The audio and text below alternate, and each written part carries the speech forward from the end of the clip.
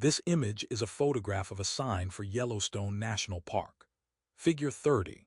One shut downs and parks. Yellowstone National Park is one of the many national parks forced to close operations during the government shutdown in 2013 and 2018-2019. Credit, modification of close-up of sign by David Fulmer/Flickr Creative Commons, CC by 2.0. Chapter Objectives. In this chapter, you will learn about government spending, taxation, federal deficits, and the national debt, using fiscal policy to fight recessions, unemployment, and inflation, automatic stabilizers, practical problems with discretionary fiscal policy, the question of a balanced budget, bring it home, no Yellowstone Park. You had trekked all the way to see Yellowstone National Park in the beautiful month of October 2013, only to find it closed. Closed. Why? For 2 weeks in October 2013, the U.S. federal government shut down. Many federal services, like the national parks, closed and 800,000 federal employees were furloughed. Tourists were shocked, and so was the rest of the world. Congress and the president could not agree on a budget. Inside the Capitol, Republicans and Democrats argued about spending priorities and whether to increase the national debt limit. Each year's budget, which is over $3 trillion of spending, must be approved by Congress and signed by the president. 2/3 of the budget are entitlements and other mandatory spending which occur without congressional or presidential action once the programs are established. Tied to the budget debate was the issue of increasing the debt ceiling, how high the U.S. government's national debt can be.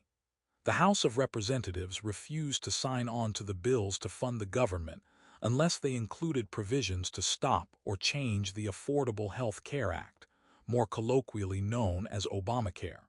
As the days progressed, the United States came very close to defaulting on its debt. October 2013 was not the first time the government shut down, and it was not the last. Several brief shutdowns occurred in the early 1980s, and they occurred periodically in the following years. The longest shutdown took place between December 2018 and January 2019, when funding a border wall was a core disagreement. Why does the federal budget create such intense debates? What would happen if the United States actually defaulted on its debt? In this chapter, we will examine the federal budget, taxation, and fiscal policy. We will also look at the annual federal budget deficits and the national debt. All levels of government, federal, state, and local, have budgets that show how much revenue the government expects to receive in taxes and other income, and how the government plans to spend it. Budgets, however, can shift dramatically within a few years, as policy decisions and unexpected events disrupt earlier tax and spending plans. In this chapter, we revisit fiscal policy, which we first covered in Welcome to Economics. Fiscal policy is one of two policy tools for fine-tuning the economy. The other is monetary policy. While policymakers at the Federal Reserve make monetary policy, Congress and the President make fiscal policy. The discussion of fiscal policy focuses on how federal government taxing and spending affects aggregate demand. All government spending and taxes affect the economy, but fiscal policy focuses strictly on federal government policies. We begin with an overview of U.S. government spending and taxes. We then discuss fiscal policy from a short-run perspective. That is, how government uses tax and spending policies to address recession, unemployment, and inflation, how periods of recession and growth affect government budgets, and the merits of balanced budget proposals. Learning objectives. By the end of this section, you will be able to identify U.S. budget deficit and surplus trends over the past 5 decades, explain the differences between the U.S. federal budget and state and local budgets. Government spending covers a range of services that the federal, state, and local governments provide. When the federal government spends more money than it receives in taxes in a given year, it runs a budget deficit. Conversely, when the government receives more money in taxes than it spends in a year, It runs a budget surplus. If government spending and taxes are equal, it has a balanced budget. For example, in 2020, the U.S. government experienced its largest budget deficit ever, as the federal government spent $3.1 trillion more than it collected in taxes. This deficit was about 15% of the size of the U.S. GDP in 2020, making it by far the largest budget deficit relative to GDP since the mammoth borrowing the government used to finance World War II.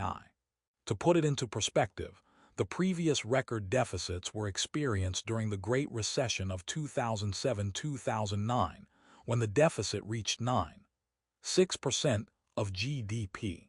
This section presents an overview of government spending in the United States. Total U.S. government spending. Federal spending in nominal dollars, that is, dollars not adjusted for inflation, has grown by a multiple of more than 38 over the last 4 decades, from $93.4 billion in 1960 to $6.8 trillion in 2020. Comparing spending over time in nominal dollars is misleading because it does not take into account inflation or growth in population and the real economy. A more useful method of comparison is to examine government spending as a percent of GDP over time. The top line in Figure 32 shows the federal spending level since 1960, expressed as a share of GDP. Despite a widespread sense among many Americans that the federal government has been growing steadily larger, the graph shows that federal spending has hovered in a range from 18% to 22% of GDP most of the time since 1960. For example, throughout the latter part of the 2010s, government expenditures were around 20% of GDP. The other lines in Figure 32 show the major federal spending categories: national defense, Social Security, health programs, and interest payments. From the graph, we see that national defense spending as a share of GDP has generally declined since the 1960s, although there were some upward bumps in the 1980s buildup under President Ronald Reagan and in the aftermath of the terrorist attacks on September 11, 2001. In contrast, Social Security and healthcare have grown steadily as a percent of GDP. Healthcare expenditures include both payments for senior citizens, Medicare, and payments for low-income Americans, Medicaid. State governments also partially fund Medicaid. Interest payments are the final main category of government spending in Figure 32. This graph illustrates 5 lines. There are lines for total federal spending, spending on national defense, spending on Social Security, spending on net interest on the debt, and spending on health care. The y-axis measures federal spending as a percentage of GDP from 0 to 35% in increments of 5%. The x-axis measures years from 1960 to 2020. The line for total federal spending is above all the other lines. In 1960, it is around 17%, increases to around 23% in the early 1980s, declines slightly to 17% in 2000, then increases to nearly 25% in 2010, with a large increase in 2020 to over 30%. National defense starts at around 9% and slowly declines around 4% in 2020. Social Security starts at around 2% and increases slowly to 5% in 2020. Net interest starts in 1960 at around 1%, is roughly constant through the 1960s and 1970s, then increases to 3% from 1985 to 2000, then decreases to around 1% in 2020. Spending on healthcare is nearly 0% in 1960, then it steadily increases to 4% in 2020. Figure 32. Federal spending, 1960-2020. Since 1960, total federal spending has ranged from about 18% to 22% of GDP. It climbed above that level in 2009, quickly dropped back down to that level by 2013, and again climbed above that level in 2020. The share that the government has spent on national defense has generally declined, while the share it has spent on Social Security and on healthcare expenses, mainly Medicare and Medicaid, has increased. Source: Economic Report of the President 2021, Table B47, https://www.gov/app/collection/ERP/2021. Each year, the government borrows funds from U.S. citizens and foreigners to cover its budget deficits. It does this by selling securities, treasury bonds, notes, and bills. In essence, borrowing from the public and promising to repay with interest in the future. From 1961 to 1997, the U.S. government has run budget deficits and thus borrowed funds in almost every year. It had budget surpluses from 1998 to 2001 and then returned to deficits. The interest payments on past federal government borrowing were typically 1–2% of GDP in the 1960s and 1970s, but then climbed above 3% of GDP in the 1980s and stayed there until the late 1990s. The government was able to repay some of its past borrowing by running surpluses from 1998 to 2001, and with help from low interest rates, the interest payments on past federal government borrowing had fallen back to 1.6% of GDP by 2020. We investigate the government borrowing and debt patterns in more detail later in this chapter, but first we need to clarify the difference between the deficit and the debt. The deficit is not the debt. The difference between the deficit and the debt lies in the time frame. The government deficit, or surplus, refers to what happens with the federal government budget each year. The government debt is accumulated over time. It is the sum of all past deficits and surpluses. If you borrow $10,000 per year for each of the 4 years of college, you might say that your annual deficit was $10,000. But your accumulated debt over the 4 years is $40,000. These 4 categories, national defense, Social Security, healthcare, and interest payments, generally account for roughly 60% of all federal spending, as Figure 33 shows. Due to the large amount of one-time expenditures by the federal government in 2020 due to the pandemic, the 2019 statistics are presented here. The remaining 40% wedge of the pie chart covers all other categories of federal government spending: international affairs, science and technology, natural resources and the environment, transportation, housing, education, income support for people in poverty, community and regional development, law enforcement and the judicial system, and the administrative costs of running the government. This is a pie chart showing the major components of U.S. federal government spending. The biggest individual slice is Social Security at 23.4%. Next is national defense at 15.4%, followed by healthcare including Medicaid at 13.1%. The last individual category is net interest at 8.4%. The largest category is the combination of all the remaining spending, all other spending, at 39.5%. Figure 30. 3 slices of federal spending. 2019, about 60% of government spending goes to 4 major areas: national defense, Social Security, healthcare, and interest payments on past borrowing. This leaves about 40% of federal spending for all other functions of the U.S. government. Source: https://www.whitehouse.gov/budget/historical/ State and local government spending. Although federal government spending often gets most of the media attention, state and local government spending is also substantial, at about $3.3 trillion in 2021. Figure 30.4 shows that state and local government spending has increased during the last 4 decades from around 8% to around 14% today. The single biggest item is education, which accounts for about 1/3 of the total. The rest covers programs like highways, libraries, hospitals and healthcare, parks and police and fire protection.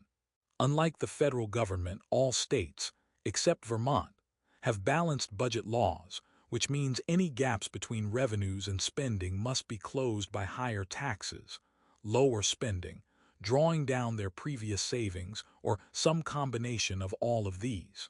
This graph illustrates two lines: total spending by state and local governments and education spending as a percentage of GDP measured over time. The y-axis measures state and local spending as a percentage of GDP from 0 to 18 in increments of 2%. The x-axis measures years from 1960 to 2020. The total spending line is above the education spending line. In 1960, total spending is around 8% of GDP, and it steadily increases to 13% in 1975.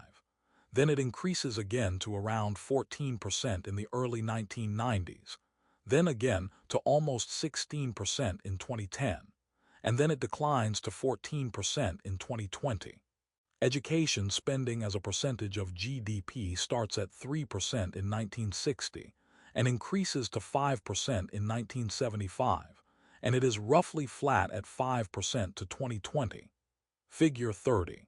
For state and local spending, 1962,020, spending by state and local government increased from about 10% of GDP in the early 1960s to 14–16% by the mid-1970s. It has remained at roughly that level since. The single biggest spending item is education, including both K-12 spending and support for public colleges and universities, which has been about 4–5% of GDP in recent decades. Source, Bureau of Economic Analysis, https, apps, b, gov/itable/index NEPA, CFM. U.S. presidential candidates often run for office pledging to improve the public schools or to get tough on crime. However, in the U.S. government system, these tasks are primarily state and local government responsibilities. In fiscal year 2020, state and local governments spent about $970 billion per year on education, including K-12 and college and university education, compared to only $100 billion by the federal government. In other words, about 90 cents of every dollar spent on education happens at the state and local level. A politician who really wants hands-on responsibility for reforming education or reducing crime might do better to run for mayor of a large city or for state governor rather than for president of the United States. Taxes are paid by most, but not all, people who work. Even if you are part of the so-called 1099 or gig economy, you are considered an independent contractor and must pay taxes on the income you earn in those occupations. Taxes are also paid by consumers whenever they purchase goods and services. Taxes are used for all sorts of spending, from roads to bridges to schools, K-12 and public higher education, to police and other public safety functions. Taxes fund vital public services that support our communities. Learning objectives. By the end of this section, you will be able to differentiate among a regressive tax, a proportional tax, and a progressive tax. Identify major revenue sources for the U.S. federal budget. There are two main categories of taxes: those that the federal government collects and those that the state and local governments collect. What percentage the government collects and for what it uses that revenue varies greatly. The following sections will briefly explain the taxation system in the United States. Taxes are paid by most, but not all, people who work. Even if you are part of the so-called 1099 or gig economy, you are considered an independent contractor and must pay taxes on the income you earn in those occupations. Taxes are also paid by consumers whenever they purchase goods and services. Taxes are used for all sorts of spending, from roads to bridges to schools, K-12 and public higher education, to police and other public safety functions. Taxes fund vital public services that support our communities. Federal taxes. Just as many Americans erroneously think that federal spending has grown considerably, many also believe that taxes have increased substantially. The top line of Figure 30.5 shows total federal taxes as a share of GDP since 1960. Although the line rises and falls, it typically remains within the range of 17% to 20% of GDP, except for 2009-2011, when taxes fell substantially below this level due to the Great Recession. This graph illustrates 5 lines, each measured as a percentage of GDP. Total federal tax receipts, individual income tax, payroll taxes, excise taxes, and corporate taxes. The y-axis measures federal taxes as a percentage of GDP from 0 to 25% in increments of 5%. The x-axis shows years from 1960 to 2020. The total federal tax receipts line is above all the others.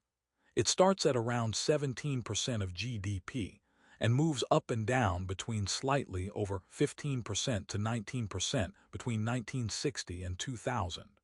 In 2000, it peaks at 20%, then it declines to 15% in 2004, increases in 2005 to 16%, decreases again to under 15% in 2009, increases to 17% in 2015, then decreases to around 16% in 2020.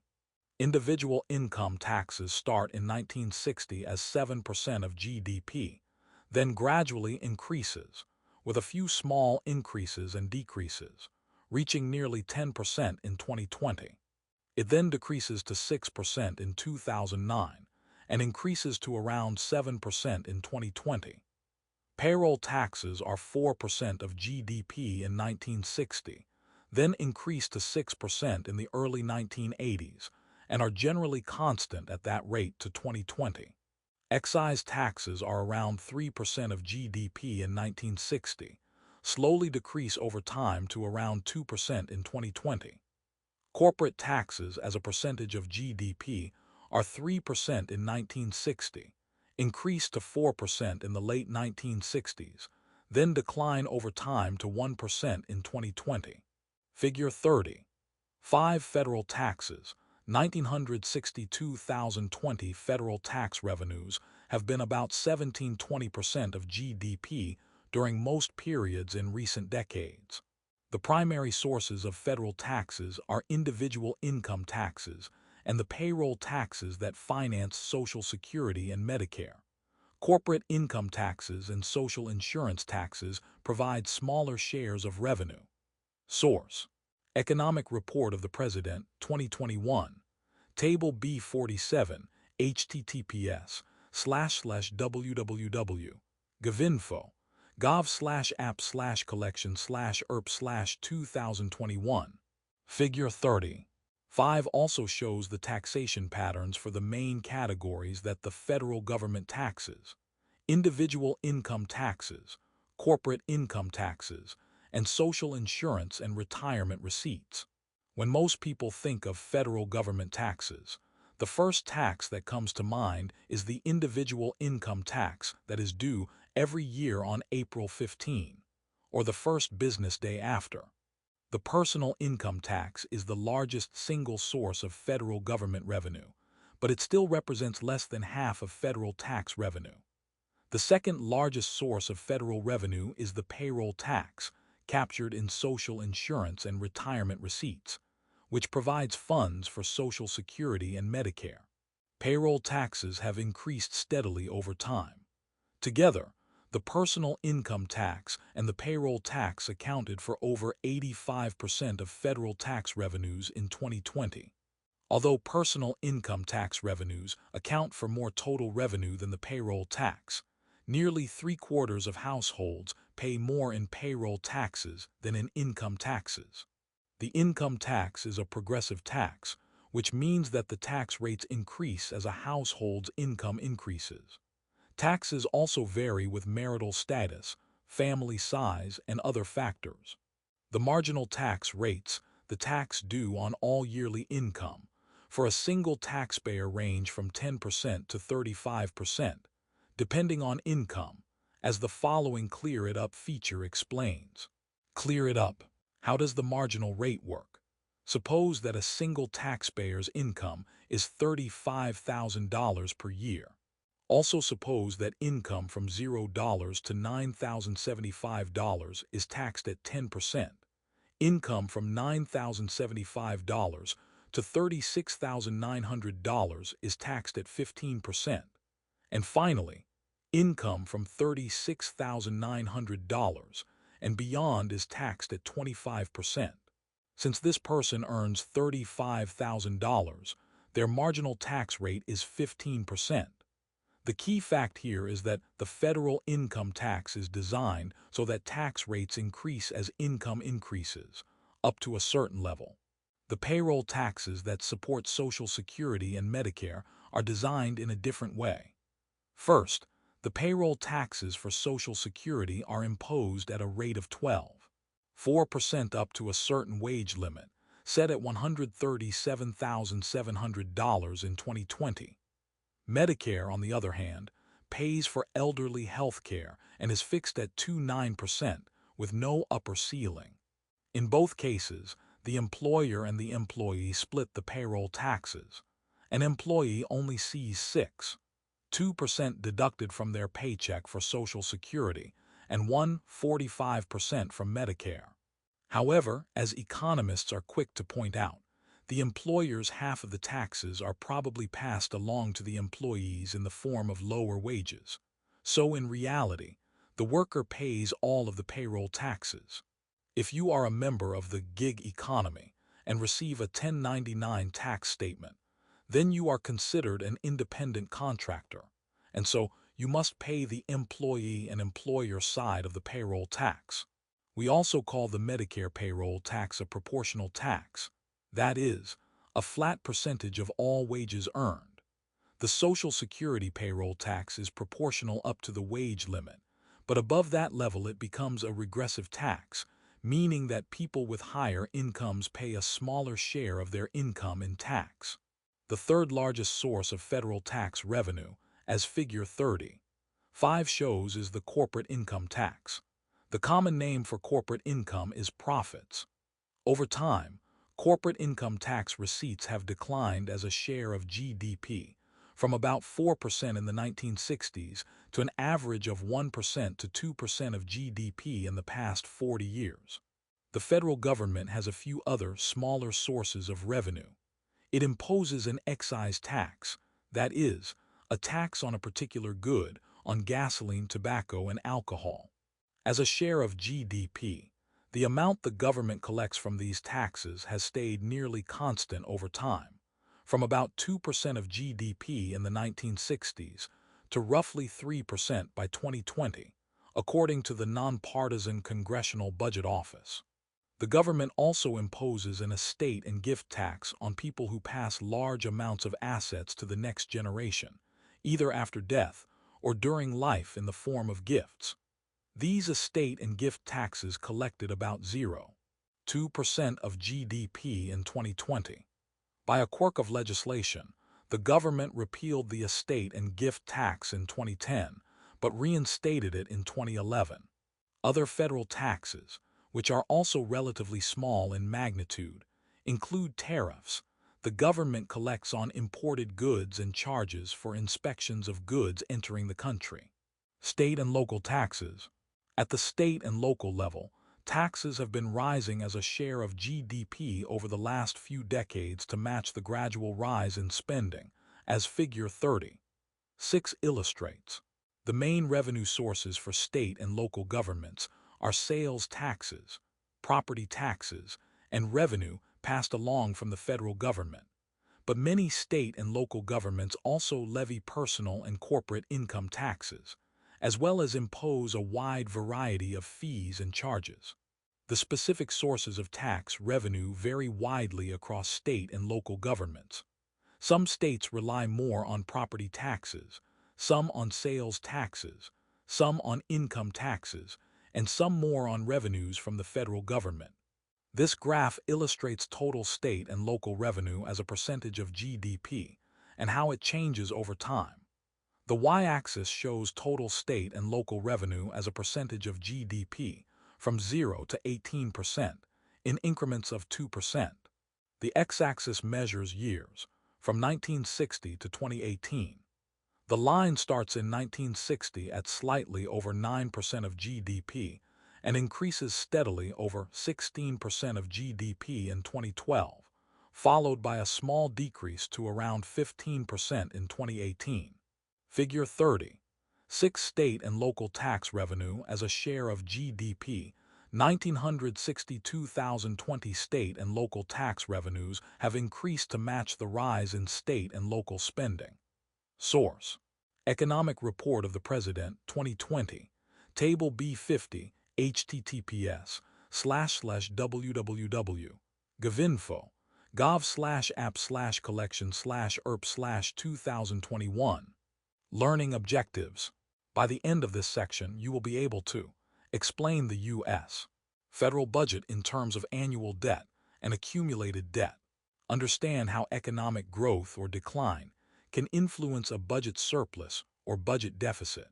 Having discussed the revenue, taxes, and expense, spending side of the budget, we now turn to the annual budget deficit or surplus, which is the difference between the tax revenue collected and spending over a fiscal year, which starts October 1 and ends September 30 of the next year. Figure 37 shows the pattern of annual federal budget deficits and surpluses back to 1930 as a share of GDP. When the line is above the horizontal axis, the budget is in surplus. When the line is below the horizontal axis, a budget deficit occurred. Clearly, the biggest deficits as a share of GDP during this time were incurred to finance World War II. Deficits were also large during the 1930s, the 1980s, the early 1990s, 2007-2009, the Great Recession, and 2020, the pandemic-induced recession.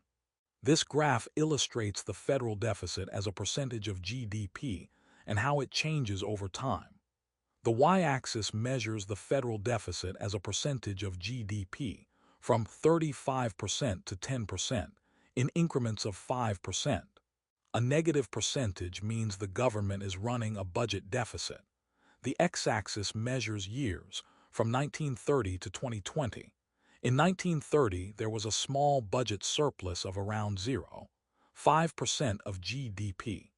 Then in the 1930s, there is a budget deficit of 5% of GDP, which grows to 27% of GDP by the mid-1940s.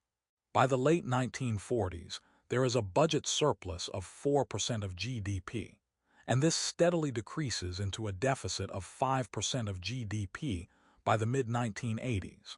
The deficit slowly decreases and becomes a surplus of around 1% of GDP in 2000.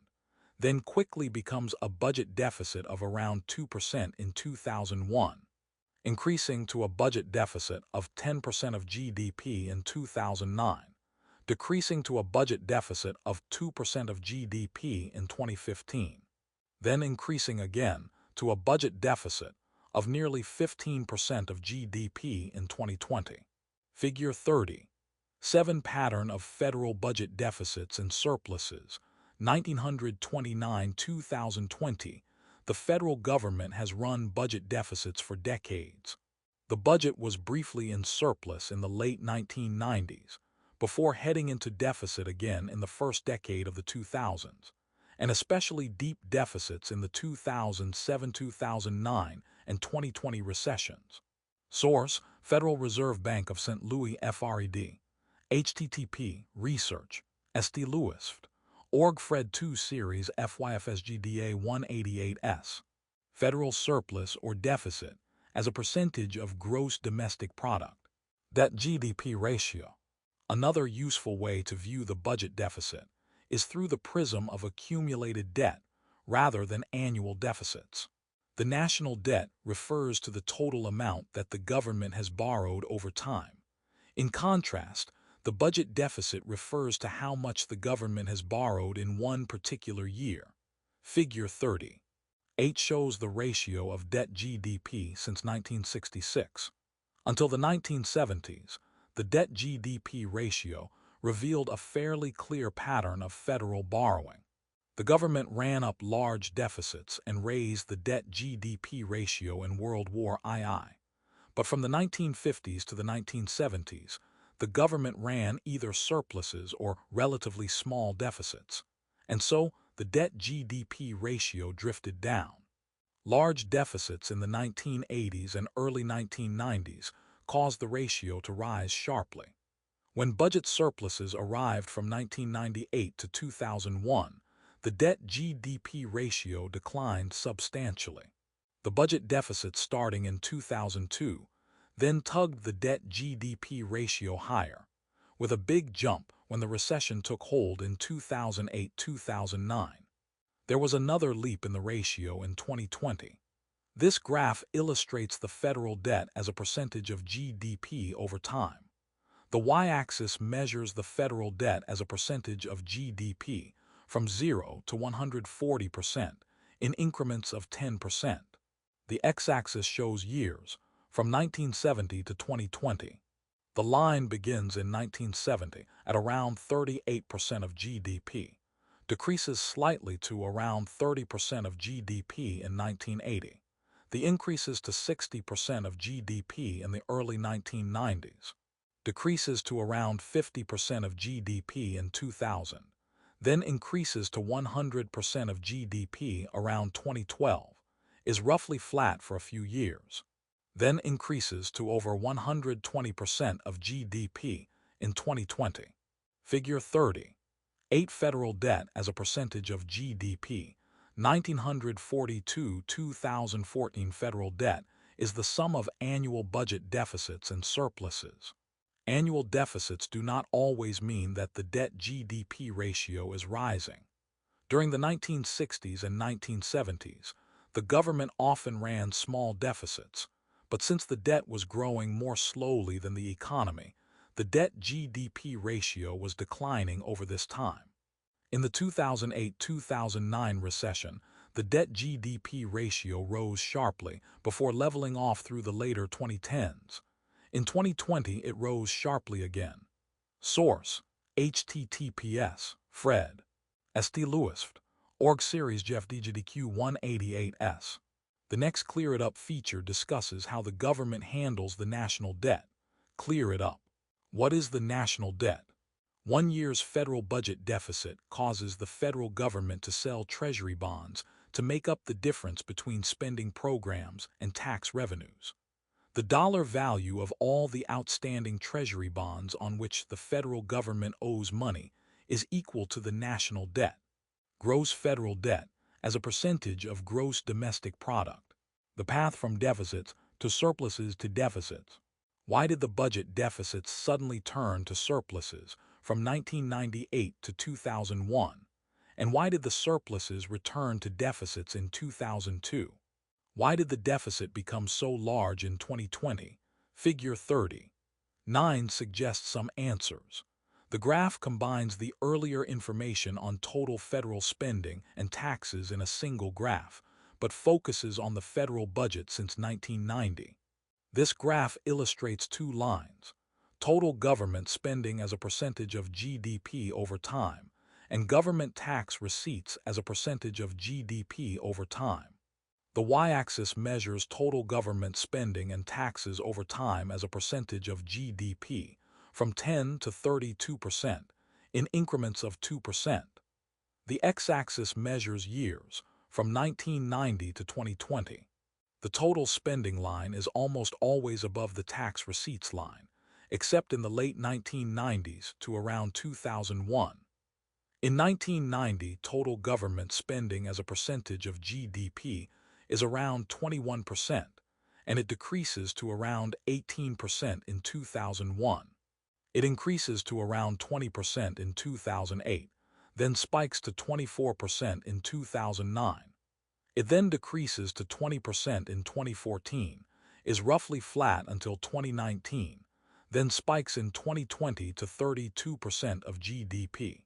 Tax receipts as a percentage of GDP begins at around 18% in 1990, increases to 20% in 2000, then declines to 16% in 2004, and moves up and down between 16 and 18% to 2020. Figure 30. 9. Total government spending and taxes as a share of GDP, 1990-2020, when government spending exceeds taxes. The gap is the budget deficit. When taxes exceed spending, the gap is a budget surplus. The recessionary period starting in late 2007 saw higher spending and lower taxes, combining to create a large deficit in 2009. The same thing happened in a more extreme way in 2020. Source: Economic Report of the President, Tables B46, https://www.govinfo. gov/app/collection/erp/2021. Government spending as a share of GDP declined steadily through the 1990s. The biggest single reason was that defense spending declined from 5.2% of GDP in 1990 to 3.0% in 2000. But interest payments by the federal government also fell by about 1.0% of GDP. However, federal tax collections increased substantially in the later 1990s, jumping from 18.1% of GDP in 1994 to 20.8% in 2000. Powerful economic growth in the late 1990s fueled the boom in taxes. Personal income taxes rise as income goes up. Payroll taxes rise as jobs and payrolls go up. Corporate income taxes rise as profits go up. At the same time, government spending on transfer payments such as unemployment benefits, food stamps, and welfare declined with more people working. This sharp increase in tax revenues and decrease in expenditures on transfer payments was largely unexpected even by experienced budget analysts, and so budget surpluses came as a surprise. However, in the early 2000s, many of these factors started running in reverse. Tax revenues sagged, due largely to the recession that started in March 2001, which reduced revenues. Congress enacted a series of tax cuts and President George W. Bush signed them into law, starting in 2001. In addition, government spending swelled due to increases in defense, healthcare, education, Social Security, and support programs for those who were hurt by the recession and the slow growth that followed. Deficits returned. When the severe recession hit in late 2007, spending climbed and tax collections fell to historically unusual levels, resulting in enormous deficits. Longer-term U.S. budget forecasts, a decade or more into the future, predict enormous deficits. The higher deficits during the 2007-2009 Great Recession and the 2020 pandemic-induced recession have repercussions, and the demographics will be challenging. The primary reason is the baby boom, the exceptionally high birth rates that began in 1946, right after World War II, and lasted for about 2 decades. Starting in 2010, the front edge of the baby boom generation reached age 65, and in the next 2 decades, the proportion of Americans over the age of 65 will increase substantially. During the 2020 recession, we saw another wave of early retirements, and we are now in the middle of this major demographic shift. The current level of the payroll taxes that support Social Security and Medicare will fall well short of the projected expenses of these programs, as the following Clear It Up feature shows. Thus, the forecast is for increasingly large budget deficits. A decision to collect more revenue to support these programs or to decrease benefit levels would alter this long-term forecast. Clear it up. What is the long-term budget outlook for Social Security and Medicare? In 1946, just 1 American in 13 was over age 65. By 2000, it was 1 in 8. By 2030, 1 American in 5 will be over age 65. 2. Enormous U.S. federal programs focus on the elderly, Social Security, and Medicare. The growing numbers of elderly Americans will increase spending on these programs, as well as on Medicaid. The current payroll tax levied on workers, which supports all of Social Security and the hospitalization insurance part of Medicare, will not be enough to cover the expected costs. So, what are the options? Long-term projections from the Congressional Budget Office in 2021 are that Medicare and Social Security spending combined will rise from 8.7% of GDP in 2021 to about 10.8% by 2027-2031. If this rise in spending occurs without any corresponding rise in tax collections, then some mix of changes must occur. 1. Taxes will need to increase dramatically. 2. Other spending will need to be cut dramatically. 3. The retirement age and/or age receiving Medicare benefits will need to increase. Or 4. The federal government will need to run extremely large budget deficits. Some proposals suggest removing the cap on wages subject to the payroll tax, so that those with very high incomes would have to pay the tax on the entire amount of their wages. Other proposals suggest moving Social Security and Medicare from systems in which workers pay for retirees toward programs that set up accounts where workers save funds over their lifetimes, and then draw out after retirement to pay for health care. The United States is not alone in this problem. Providing the promised level of retirement and health benefits to a growing proportion of elderly with a falling proportion of workers is an even more severe problem in many European nations and in Japan. How to pay promised levels of benefits to the elderly will be a difficult public policy decision. In the next module, we shift to the use of fiscal policy to counteract business cycle fluctuations. In addition, we will explore proposals requiring a balanced budget, that is, for government spending and taxes to be equal each year. The impacts of government borrowing will also cover how fiscal policy and government borrowing will affect national saving, and thus affect economic growth and trade imbalances. Learning objectives. By the end of this section, you will be able to explain how expansionary fiscal policy can shift aggregate demand and influence the economy. Explain how contractionary fiscal policy can shift aggregate demand and influence the economy. Fiscal policy is the use of government spending and tax policy to influence the path of the economy over time. Graphically, we see that fiscal policy, whether through changes in spending or taxes, shifts the aggregate demand outward in the case of expansionary fiscal policy and inward in the case of contractionary fiscal policy. We know from the chapter on economic growth that over time the quantity and quality of our resources grow as the population, and thus the labor force get larger, as businesses invest in new capital, and as technology improves. The result of this is regular shifts to the right of the aggregate supply curves, as Figure 30.10 illustrates. The original equilibrium occurs at E0, the intersection of aggregate demand curve AD0 and aggregate supply curve SRAS0, at an output level of 200 and a price level of 90. 1 year later, aggregate supply has shifted to the right to SRAS1 in the process of long-term economic growth, and aggregate demand has also shifted to the right to AD1, keeping the economy operating at the new level of potential GDP. The new equilibrium, E1, is an output level of 206 and a price level of 92. 1 more year later, aggregate supply has again shifted to the right, now to SRAS2, and aggregate demand shifts right as well to AD2.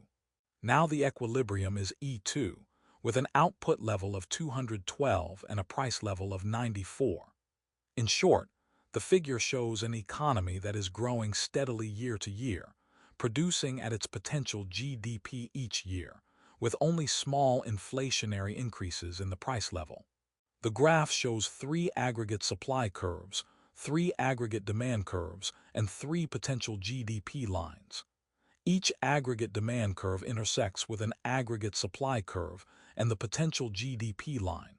Figure 30.10 A healthy, growing economy in this well-functioning economy Each year aggregate supply and aggregate demand shift to the right so that the economy proceeds from equilibrium E0 to E1 to E2. Each year, the economy produces at potential GDP with only a small inflationary increase in the price level. However, if aggregate demand does not smoothly shift to the right and match increases in aggregate supply, growth with deflation can develop. Aggregate demand and aggregate supply do not always move neatly together. Think about what causes shifts in aggregate demand over time. As aggregate supply increases, incomes tend to go up. This tends to increase consumer and investment spending, shifting the aggregate demand curve to the right. But in any given period, it may not shift the same amount as aggregate supply. What happens to government spending and taxes? Government spends to pay for the ordinary business of government items such as national defense, social security, and healthcare, as Figure 30.10 shows. Tax revenues in part pay for these expenditures. The result may be an increase in aggregate demand, more than or less than the increase in aggregate supply. Aggregate demand may fail to increase along with aggregate supply, or aggregate demand may even shift left, for a number of possible reasons. Households become hesitant about consuming, firms decide against investing as much, or perhaps the demand from other countries for exports diminishes. For example, investment by private firms in physical capital in the U.S. economy boomed during the late 1990s, rising from 14.1% of GDP in 1993 to 17.2% in 2000 before falling back to 15.2% by 2002. Conversely, if shifts in aggregate demand run ahead of increases in aggregate supply, inflationary increases in the price level will result. Business cycles of recession and recovery are the consequence of shifts in aggregate supply and aggregate demand. As these occur, the government may choose to use fiscal policy to address the difference. Monetary policy and bank regulation shows us that a central bank can use its powers over the banking system to engage in countercyclical, or against the business cycle, actions. If recession threatens, the central bank uses an expansionary monetary policy to increase the money supply, increase the quantity of loans, reduce interest rates, and shift aggregate demand to the right. If inflation threatens, the central bank uses contractionary monetary policy to reduce the money supply, reduce the quantity of loans, raise interest rates, and shift aggregate demand to the left. Fiscal policy is another macroeconomic policy tool for adjusting aggregate demand by using either government spending or taxation policy. Expansionary fiscal policy. Expansionary fiscal policy increases the level of aggregate demand through either increases in government spending or reductions in tax rates. Expansionary policy can do this by 1. Increasing consumption by raising disposable income through cuts in personal income taxes or payroll taxes. 2. Increasing investment spending by raising after-tax profits through cuts in business taxes. And 3. Increasing government purchases through increased federal government spending on final goods and services, and raising federal grants to state and local governments to increase their expenditures on final goods and services. Contractionary fiscal policy does the reverse. It decreases the level of aggregate demand by decreasing consumption, decreasing investment, and decreasing government spending, either through cuts in government spending or increases in taxes. The aggregate demand-aggregate supply model is useful in judging whether expansionary or contractionary fiscal policy is appropriate. Consider first the situation in Figure 30.11, which is similar to the U.S. economy during the 2007-2009 recession. The intersection of aggregate demand, AD0, and aggregate supply, SRAS0, is occurring below the level of potential GDP as the LRAS curve indicates. At the equilibrium E0, a recession occurs and unemployment rises. In this case, Expansionary fiscal policy using tax cuts or increases in government spending can shift aggregate demand to AD1, closer to the full employment level of output. In addition, the price level would rise back to the level P1 associated with potential GDP. The graph shows two aggregate demand curves that each intersect with an aggregate supply curve. Aggregate demand curve AD sub 1 intersects with both the aggregate supply curve as sub 0 as well as the potential GDP line. Figure 30.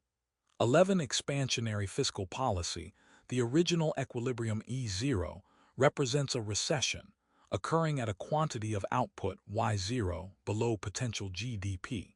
However, a shift of aggregate demand from AD0 to AD1, enacted through an expansionary fiscal policy, can move the economy to a new equilibrium output of E1 at the level of potential GDP, which the LRAS curve shows. Since the economy was originally producing below potential GDP, any inflationary increase in the price level from P0 to P1 that results should be relatively small. Should the government use tax cuts or spending increases, or a mix of the two, to carry out expansionary fiscal policy? During the 2007-2009 Great Recession, the U.S. economy suffered a 3.1% cumulative loss of GDP. That may not sound like much, but it's more than 1 year's average growth rate of GDP. Over that time frame, the unemployment rate doubled from 5% to 10%. The choice between whether to use tax or spending tools often has a political tinge. As a general statement, conservatives and Republicans prefer to see expansionary fiscal policy carried out by tax cuts, while liberals and Democrats prefer that the government implement expansionary fiscal policy through spending increases.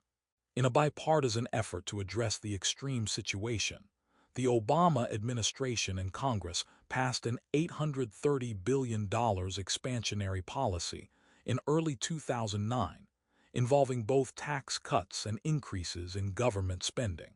At the same time, however, the federal stimulus was partially offset when state and local governments, whose budgets were hard hit by the recession, began cutting their spending. Events were even more severe during the more recent pandemic-induced recession. In a single quarter, quarter 2 of 2020, GDP fell by over 9%, or at an annualized rate of about 34%. Policymakers were quick to respond with expanded unemployment insurance, aid to state and local governments, so that they didn't have to cut their spending like they did during the Great Recession. Grants and tax breaks for small businesses, and perhaps most significantly, stimulus checks sent to over 100 million households, totaling thousands of dollars each. Since these were mostly spending measures, they were supported more by Democrats than by Republicans, although both groups recognized the severity of the problem and were largely in agreement early on. Especially during the debates over later rounds of the stimulus checks, many discussions were had over the appropriate size and target of the checks. Ultimately, compromises were made, and no side got exactly what it wanted. The conflict over which policy tool to use can be frustrating to those who want to categorize economics as liberal or conservative, or who want to use economic models to argue against their political opponents. However, advocates of smaller government, who seek to reduce taxes and government spending, can use the AD-as model, as well as advocates of bigger government, who seek to raise taxes and government spending. Economic studies of specific taxing and spending programs can help inform decisions about whether the government should change taxes or spending, and in what ways. Ultimately, decisions about whether to use tax or spending mechanisms to implement macroeconomic policy is a political decision rather than a purely economic one. Contractionary fiscal policy. Fiscal policy can also contribute to pushing aggregate demand beyond potential GDP in a way that leads to inflation. As Figure 30.12 shows, a very large budget deficit pushes up aggregate demand, so that the intersection of aggregate demand, AD0, and aggregate supply, SRAS0, occurs at equilibrium E0, which is an output level above potential GDP. Economists sometimes call this an overheating economy, where demand is so high that there is upward pressure on wages and prices, causing inflation. In this situation, contractionary fiscal policy involving federal spending cuts or tax increases can help to reduce the upward pressure on the price level by shifting aggregate demand to the left, to AD1, and causing the new equilibrium E1 to be at potential GDP, where aggregate demand intersects the LRAS curve. The graph shows two aggregate demand curves that each intersect with an aggregate supply curve. Aggregate demand curve, AD sub 1, intersects with both the aggregate supply curve, as sub 0, as well as the potential GDP line. Figure 30. 12.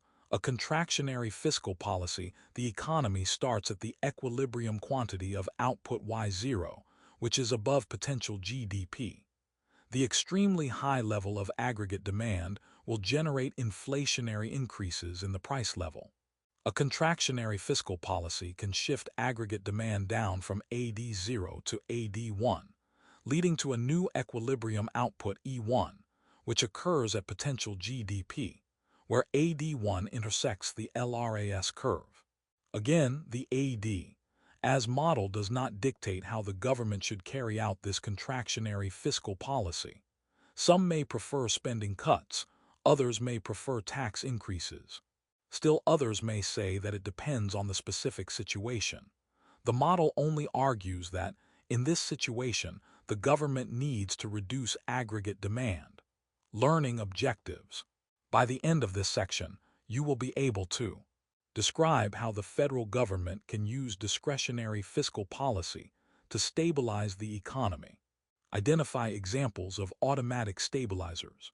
Understand how a government can use standardized employment budget to identify automatic stabilizers. In 2020, more than 20 million people could collect unemployment insurance benefits to replace some of their salaries. Federal fiscal policies include discretionary fiscal policy, when the government passes a new law that explicitly changes tax or spending levels. The 2020 stimulus checks and increases in state and local government aid are an example. Changes in tax and spending levels can also occur automatically due to automatic stabilizers, such as unemployment insurance and food stamps, which are programs that are already laws that stimulate aggregate demand in a recession and hold down aggregate demand in a potentially inflationary boom. Counterbalancing recession and boom. Consider first the situation where aggregate demand has risen sharply, causing the equilibrium to occur at a level of output above potential GDP. This situation will increase inflationary pressure in the economy. The policy prescription in this setting would be a dose of contractionary fiscal policy, implemented through some combination of higher taxes and lower spending. To some extent, both changes happen automatically.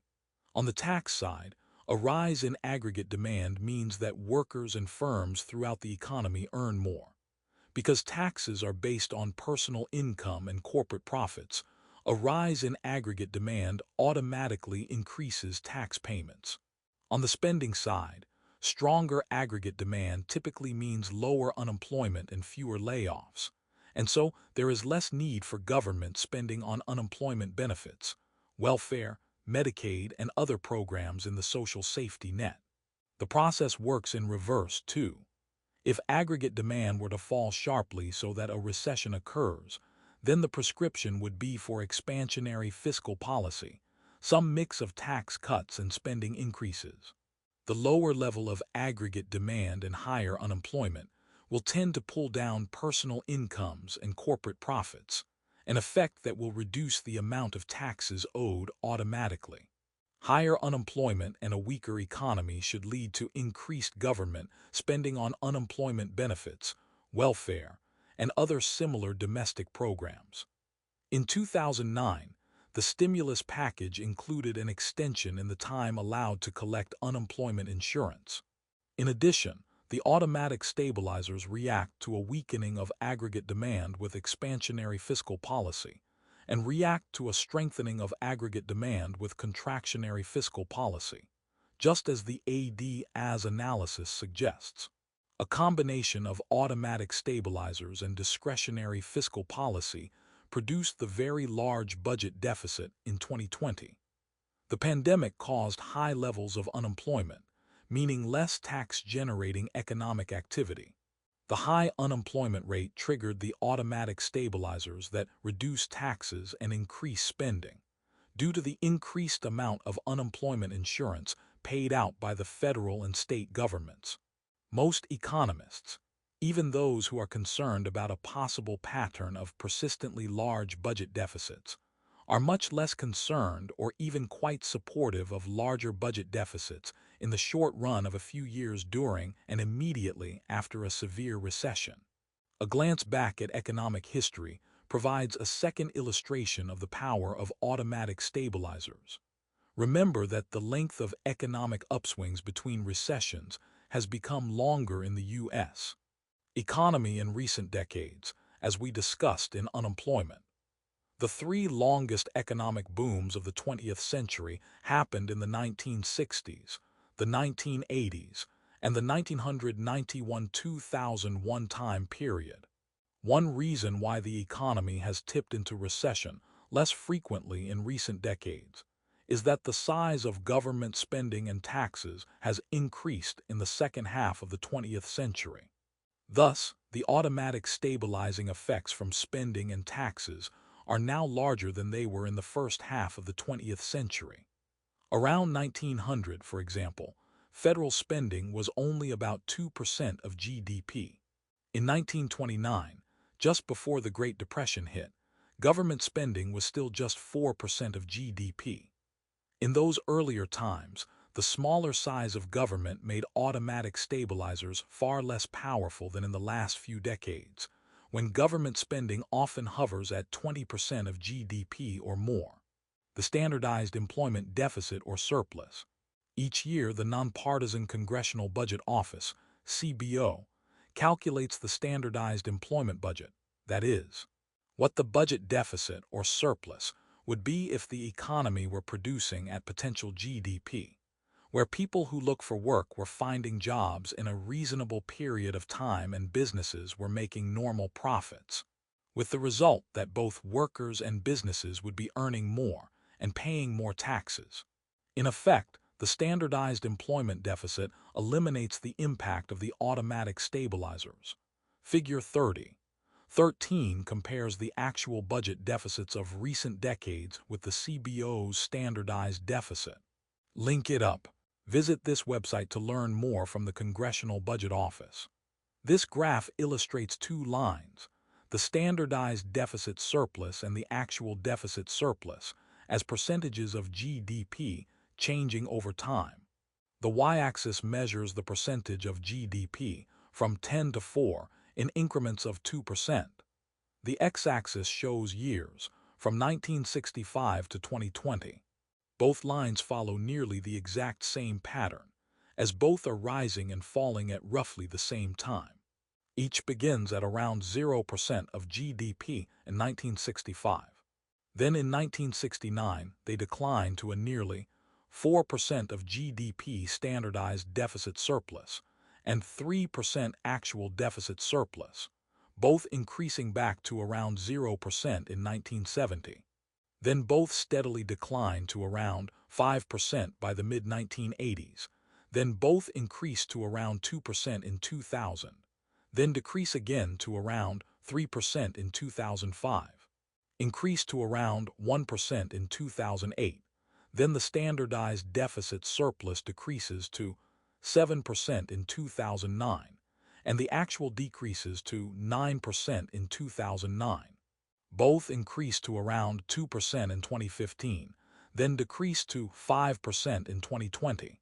Figure 13 comparison of actual budget deficits with the standardized employment deficit when the economy is in recession.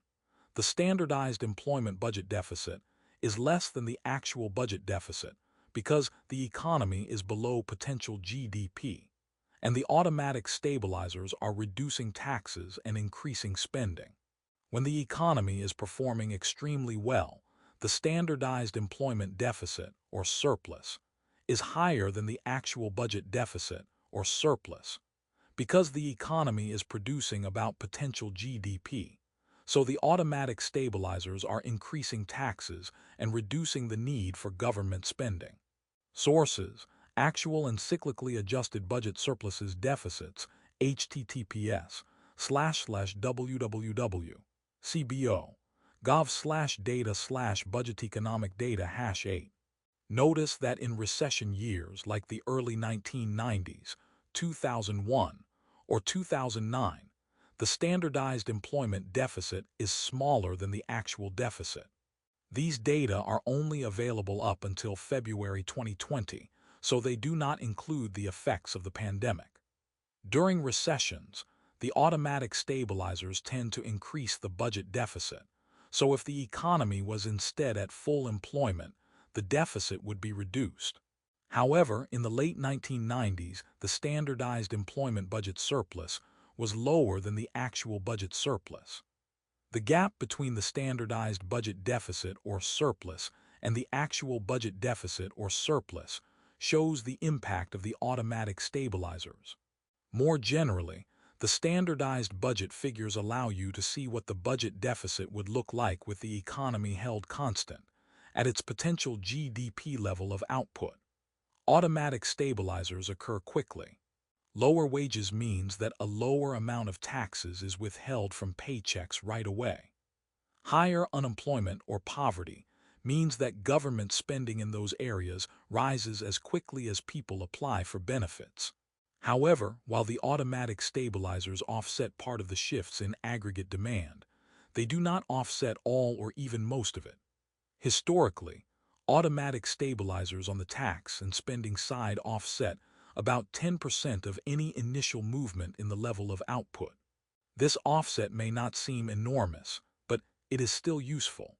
Automatic stabilizers, like shock absorbers in a car, can be useful if they reduce the impact of the worst bumps, even if they do not eliminate the bumps altogether.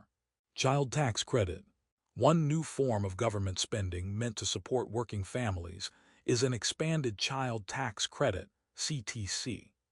Under changes which took effect in 2021, qualifying families will receive the credit as a monthly payment directly into their bank accounts. The credit is also an expanded amount, from $2,000 per child to $3,600 per child under the age of 6, less for children older than that. Introduced by President Joe Biden's American Rescue Plan, it is hoped that the newly expanded CTC will help reduce child poverty and support families. Because the CTC works like a grant that is automatically extended to households, the CTC is considered a new kind of fiscal policy that is related to a universal basic income policy, which some have argued for in the past. By sending money out monthly instead of a lump sum as part of a person's tax refund, the intention is to help families better manage monthly bills for things like clothes and food. Learning objectives.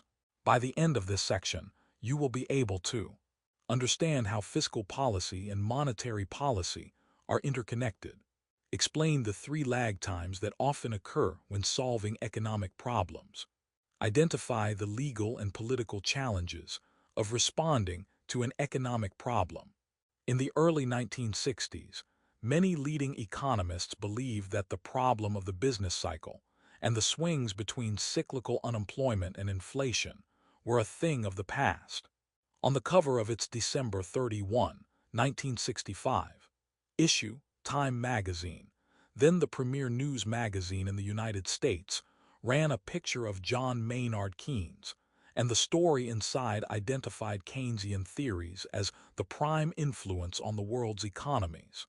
The article reported that policymakers have used Keynesian principles not only to avoid the violent business cycles of pre-war days, but to produce phenomenal economic growth and to achieve remarkably stable prices. This happy consensus, however, did not last. The U.S. economy suffered one recession from December 1969 to November 1970, a deeper recession from November 1973 to March 1975, and then double-dip recessions from January to June 1980, and from July 1981 to November 1982. At various times, inflation and unemployment both soared. Clearly, the problems of macroeconomic policy had not been completely solved. As economists began to consider what had gone wrong, they identified a number of issues that make discretionary fiscal policy more difficult than it had seemed in the rosy optimism of the mid-1960s. Fiscal policy and interest rates. Because fiscal policy affects the quantity that the government borrows in financial capital markets, it not only affects aggregate demand, it can also affect interest rates. In Figure 30.14, the original equilibrium, E0, in the financial capital market occurs at a quantity of $800 billion and an interest rate of 6%. However, an increase in government budget deficits shifts the demand for financial capital from D0 to D1. The new equilibrium, E1, occurs at a quantity of $900 billion and an interest rate of 7%. A consensus estimate based on a number of studies is that an increase in budget deficits, or a fall in budget surplus, by 1% of GDP will cause an increase of 0.51% in the long-term interest rate. The graph shows two demand curves that each intersect with a supply curve. Demand curve D sub 0 intersects with supply curve S at E sub 0, $0.800, $6%.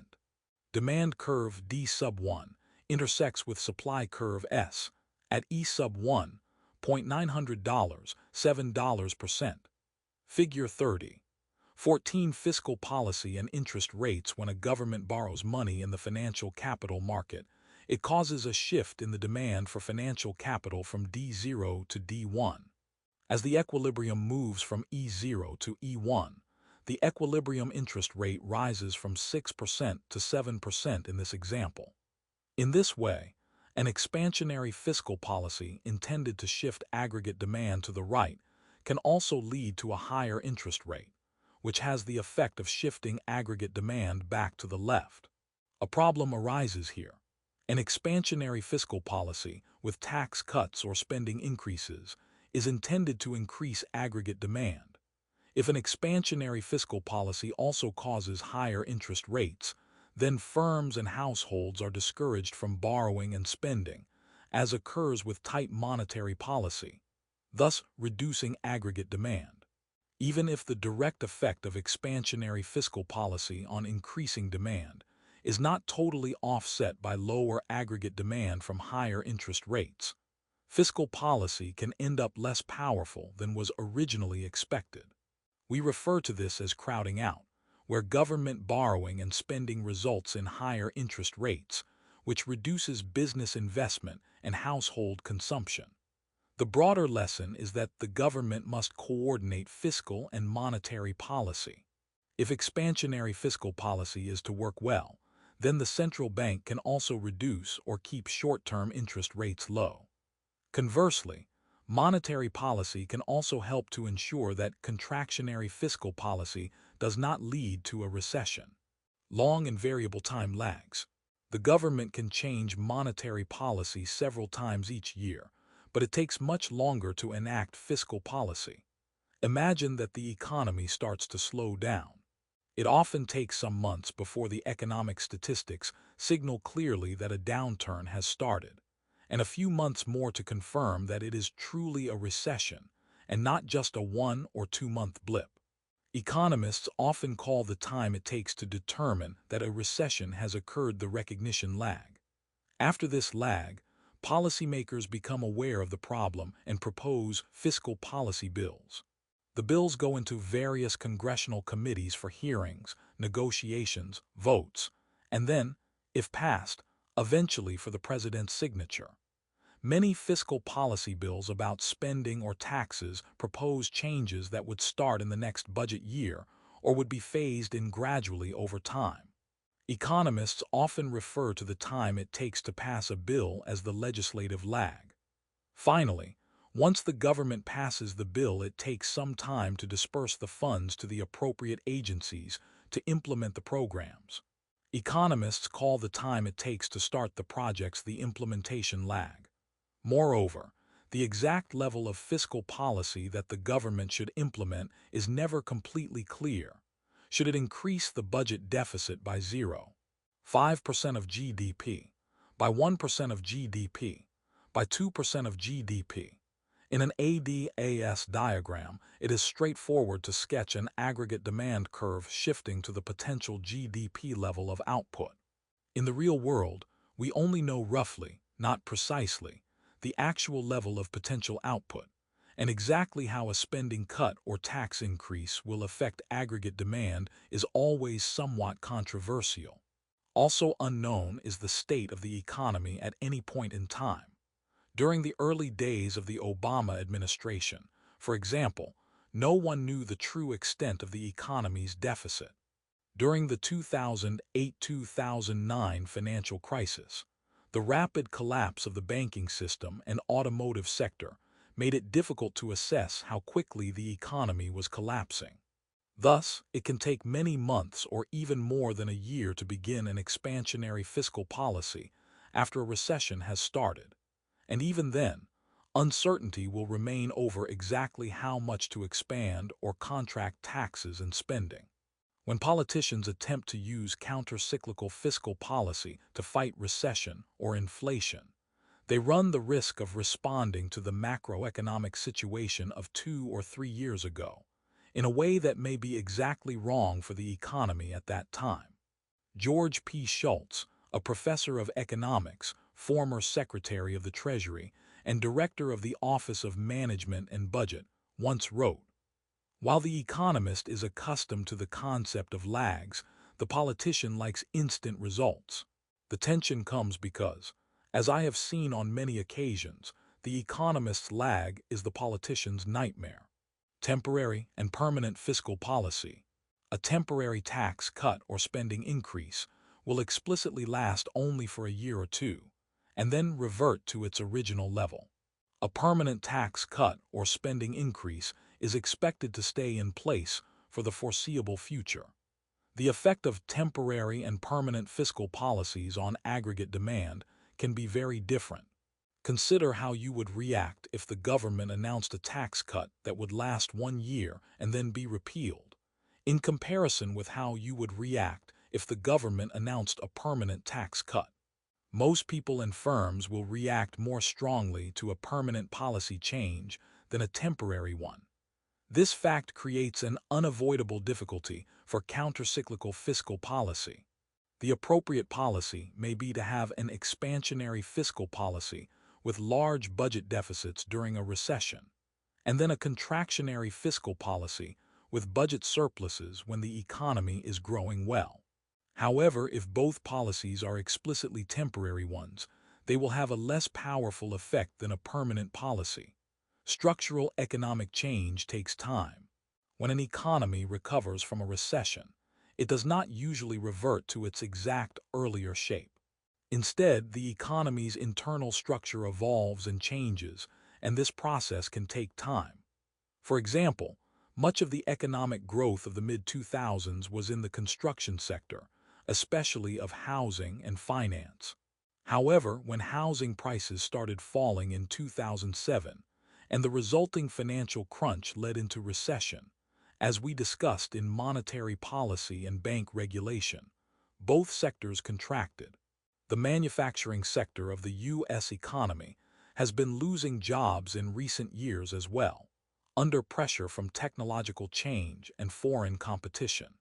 Many of the people who lost work from these sectors in the 2008-2009 Great Recession will never return to the same jobs in the same sectors of the economy. Instead, the economy will need to grow in new and different directions, as the following Clear It Up feature shows. Fiscal policy can increase overall demand, but the process of structural economic change, the expansion of a new set of industries and the movement of workers to those industries, inevitably takes time. Clear it up. Why do jobs vanish? People can lose jobs for a variety of reasons. Because of a recession, but also because of longer-run changes in the economy, such as new technology. Productivity improvements in auto manufacturing, for example, can reduce the number of workers needed and eliminate these jobs in the long run. The internet has created jobs but also caused job loss, from travel agents to bookstore clerks. Many of these jobs may never come back. Short-run fiscal policy to reduce unemployment can create jobs, but it cannot replace jobs that will never return. The limitations of fiscal policy.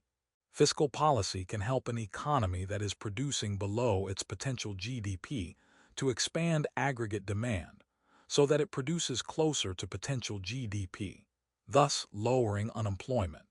However, fiscal policy cannot help an economy produce at an output level above potential GDP without causing inflation at this point.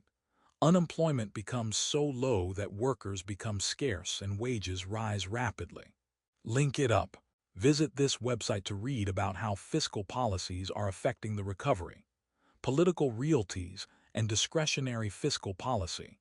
A final problem for discretionary fiscal policy arises out of the difficulties of explaining to politicians how counter-cyclical fiscal policy that runs against the tide of the business cycle should work. Some politicians have a gut-level belief that when the economy and tax revenues slow down, it is time to hunker down, pinch pennies, and trim expenses. Countercyclical policy, however, says that when the economy has slowed, it is time for the government to stimulate the economy, raising spending and cutting taxes. This offsets the drop in the economy in the other sectors.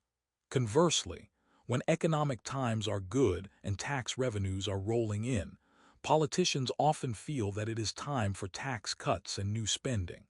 However, countercyclical policy says that this economic boom should be an appropriate time for keeping taxes high and restraining spending. Politicians tend to prefer expansionary fiscal policy over contractionary policy. There is rarely a shortage of proposals for tax cuts and spending increases, especially during recessions. However, politicians are less willing to hear the message that in good economic times, they should propose tax increases and spending limits. In the economic upswing of the late 1990s and early 2000s, for example, the U.S. GDP grew rapidly. Estimates from respected government economic forecasters like the nonpartisan Congressional Budget Office and the Office of Management and Budget stated that the GDP was above potential GDP and that unemployment rates were unsustainably low. However, no mainstream politician took the lead in saying that the booming economic times might be an appropriate time for spending cuts or tax increases. Discretionary fiscal policy. Summing up, expansionary fiscal policy can help to end recessions and contractionary fiscal policy can help to reduce inflation. Given the uncertainties over interest rate effects, time lags, temporary and permanent policies, and unpredictable political behavior, many economists and knowledgeable policymakers had concluded by the mid-1990s that discretionary fiscal policy was a blunt instrument, more like a club than a scalpel. It might still make sense to use it in extreme economic situations, like an especially deep or long recession. For less extreme situations, it was often preferable to let fiscal policy work through the automatic stabilizers and focus on monetary policy to steer short-term countercyclical efforts. Learning objectives. By the end of this section, you will be able to understand the arguments for and against requiring the U.S. federal budget to be balanced. Consider the long-run and short-run effects of a federal budget deficit. For many decades, going back to the 1930s, various legislators have put forward proposals to require that the U.S. government balance its budget every year. In 1995, a proposed constitutional amendment that would require a balanced budget passed the U.S. House of Representatives by a wide margin and failed in the U.S. Senate by only a single vote. For the balanced budget to have become an amendment to the Constitution would have required a two-thirds vote by Congress and passage by three-quarters of the state legislatures. Most economists view the proposals for a perpetually balanced budget with bemusement. After all, in the short term, economists would expect the budget deficits and surpluses to fluctuate up and down with the economy and the automatic stabilizers. Economic recessions should automatically lead to larger budget deficits or smaller budget surpluses, while economic booms lead to smaller deficits or larger surpluses. A requirement that the budget be balanced each and every year would prevent these automatic stabilizers from working and would worsen the severity of economic fluctuations. Some supporters of the balanced budget amendment like to argue that, since households must balance their own budgets, the government should too. However, this analogy between household and government behavior is severely flawed. Most households do not balance their budgets every year. Some years households borrow to buy houses or cars or to pay for medical expenses or college tuition. Other years they repay loans and save funds in retirement accounts. After retirement, they withdraw and spend those savings. Also, the government is not a household for many reasons, one of which is that the government has macroeconomic responsibilities. The argument of Keynesian macroeconomic policy is that the government needs to lean against the wind, spending when times are hard and saving when times are good, for the sake of the overall economy. There is also no particular reason to expect a government budget to be balanced in the medium term of a few years. For example, a government may decide that by running large budget deficits, it can make crucial long-term investments in human capital and physical infrastructure that will build the country's long-term productivity. These decisions may work out well or poorly, but they are not always irrational. Such policies of ongoing government budget deficits may persist for decades, as the U.S. experience from the end of World War II up to about 1980 shows. It is perfectly possible to run budget deficits almost every year for decades. But as long as the percentage increases in debt are smaller than the percentage growth of GDP, the debt-GDP ratio will decline at the same time. Nothing in this argument is a claim that budget deficits are always a wise policy. In the short run, a government that runs a very large budget deficit can shift aggregate demand to the right and trigger severe inflation. Additionally, governments may borrow for foolish or impractical reasons. The impacts of government borrowing will discuss how large budget deficits, by reducing national saving, can in certain cases reduce economic growth and even contribute to international financial crises. A requirement that the budget be balanced in each calendar year, however, is a misguided overreaction to the fear that in some cases, budget deficits can become too large. Bring it home. No Yellowstone Park. The 2013 federal budget shutdown illustrated the many sides to fiscal policy and the federal budget. In 2013, Republicans and Democrats could not agree on which spending policies to fund and how large the government debt should be. Due to the severity of the 2008-2009 recession, the fiscal stimulus, and previous policies, the federal budget deficit and debt was historically high. One way to try to cut federal spending and borrowing was to refuse to raise the legal federal debt limit, or tie on conditions to appropriation bills to stop the Affordable Health Care Act. This disagreement led to a 2-week federal government shutdown and got close to the deadline where the federal government would default on its Treasury bonds. Finally, however, a compromise emerged and the government avoided default. This shows clearly how closely fiscal policies are tied to politics.